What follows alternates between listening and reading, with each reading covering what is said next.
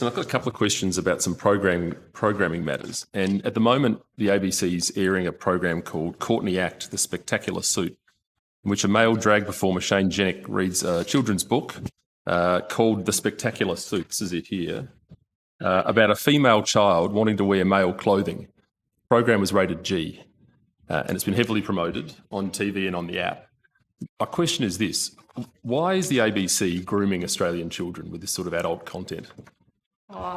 Senator, I don't see that as grooming children with that content. That particular program is reading from a book that's about dressing up. So I think this female children in male children's clothing. You think that's not subliminal? I mean, young girls wearing pants. Sorry, Chair. Seriously. Chair. I have the call. Thank you. Well, Mr. Anderson. it's offensive. Well, it's not. Well, if it's offensive, you don't have to hang around, Sarah. Deeply well, you don't have to hang around, Sarah, if you don't want to. Okay, Senator Antic, you just continue with your line of questioning. Well, I am. I'm waiting for an answer. Above. Girls wearing pants. I mean, that's the level Senator, of rubbish you're putting forward. We are not grooming. Don't hang around, Sarah. Okay. Amazing what triggers a response. The truth. The truth that the ABC is grooming our children. We are not grooming. And it needs to be called hang around. out. Sarah, you're quite welcome to leave. Could you please So, grooming is a Mr. really Anderson. serious matter. It's not for being played with Okay. by looks like. conservative senators That's so what it they looks can make like. headlines. That's what grooming looks like. Oh.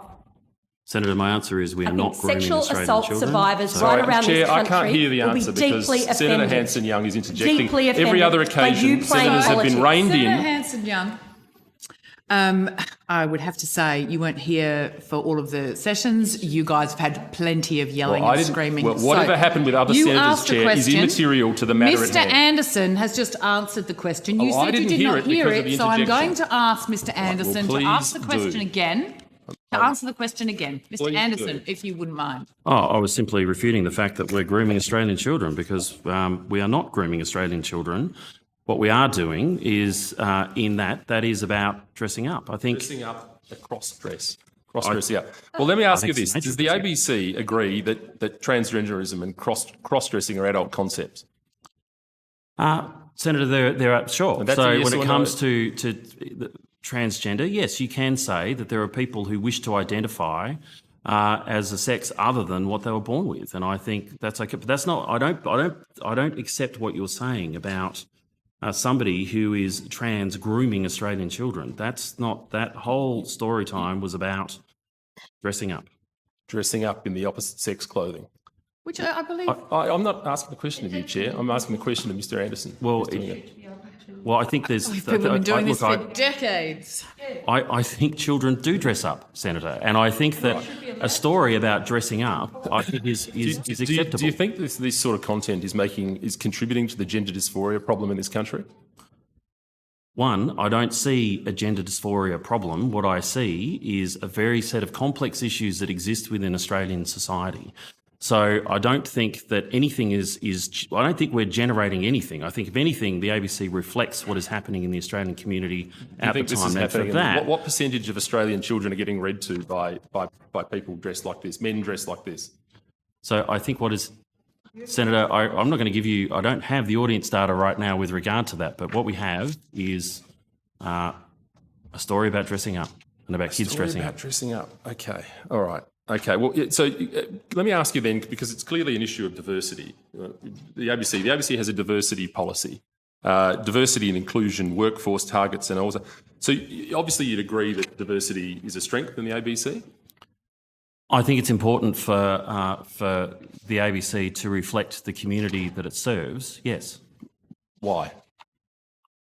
Well, I think it's who we are as a nation, Senator, and I think that that within what we have within our society, to be able to reflect who we are as a community, whether it be reflecting First Nations culture to culturally, linguistically diverse communities, whether it's LGBTQIA+ communities, whether it's people living with a disability. I think that we reflect the diversity of the nation in all of So its why forms. then does having a diverse workforce improve the output of the ABC? Why does that, explain to me why that's such a Senator, if we're going to be relevant to all Australians, and we need to be more relevant to all Australians, then I think we need to reflect the diversity that's in the community. I think it's incredibly important. But how does it do it? How does that on the ground? How does having a so-called diverse workforce, how does that actually impact on the product that comes out the other end of the pipe for Australians?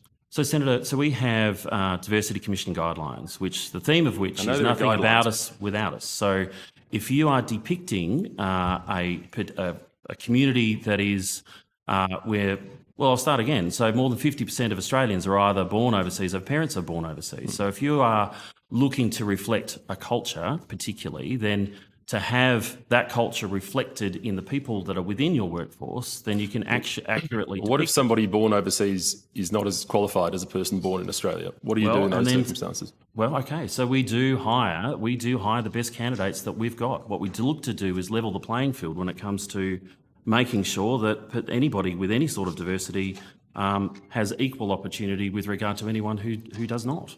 I want to ask one more question about the Q&A program. 2022 seen the Q&A program's ratings sink to the lowest in the program's history.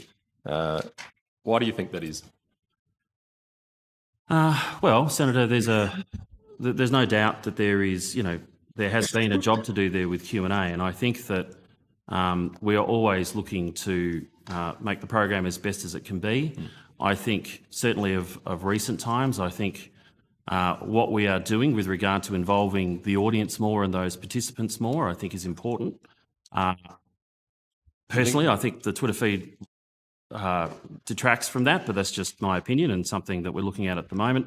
I think the move to Thursday night didn't help it. I think that when it was on a Monday night, that was more important. The move to Thursday means it's not sitting there as an agenda-setting discussion that's at the head of the week, and we're going to move it back to Monday night next year. Having planted guests in Ultimo, throwing up topics that are out of touch with the Australian public is doing something to the ratings? Oh, look, Senator, I'm not going to provide commentary over, lines of questioning or where it's been, but there's no doubt that the audience performance has been disappointing. I'm not going to gild the lily on that, and it needs to improve. But I think we're looking at ways to improve it at the moment. Would you consider taking it to the regions, taking it out to the country where real Australians are? I don't disagree with that either, Senator. I think that that's an important element too when it's travelling. And there's been more of it that has been coming out of other places, Canberra more recently, Melbourne before that. And I agree that it should be on the road. Thank you, Chair.